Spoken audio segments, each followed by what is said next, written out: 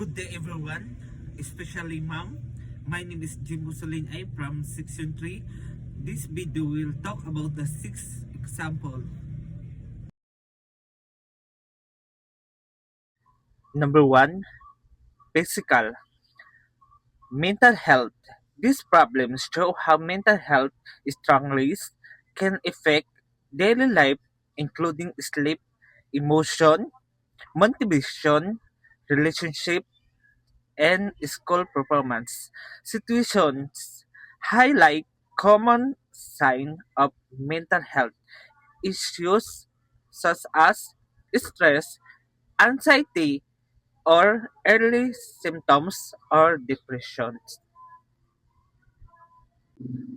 The solution about the mental health is important to learn because it helps us function well, stay balanced, and live a happy, healthy life, recognizing when we are struggling and seeking support is a strong step toward healing and well-being. Number two, sexual. This problem about the weaknesses or consent can harm emotions and relationships. Setting boundaries, understanding consent, and seeking support from the trusted adults and help prevents this problem. Sexual activity should always be a personal responsible choice.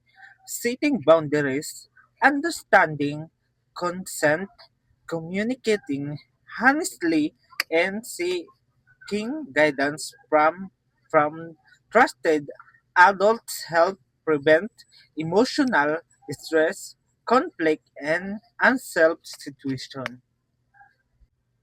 Number three, economics material. This problem, I want to buy a house but I don't have enough budget. This solution, first, you must focus on the needs and avoid unnecessary expenses so you can save more.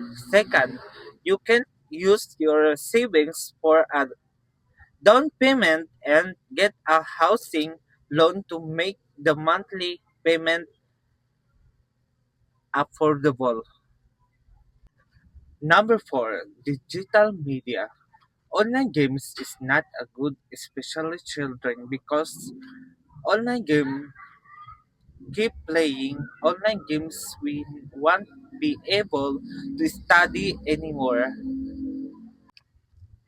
Exclusive online game can take any more focus and time from the studying to avoid affecting school performance. Need to plan his time limit screen use and prioritize these responsibilities.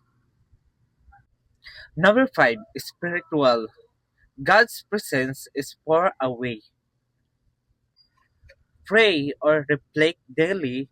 Read the spiritual or inspirational books. Join church activities or prayer groups and recognize the small blessing in life to help restore your connection with God.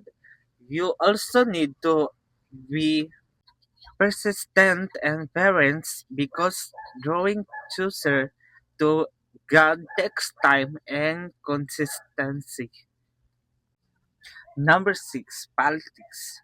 Corruption usually comes from the abuse of power, crime for money, and the local of transparency in the government.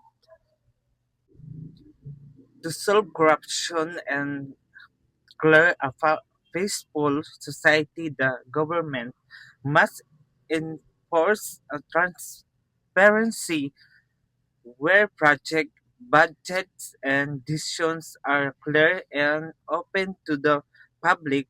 Strong accountability is always important so that dishonest officials are punished and cannot escape their wrongdoing. Thank you for watching. I hope you understand the 6 example. God bless.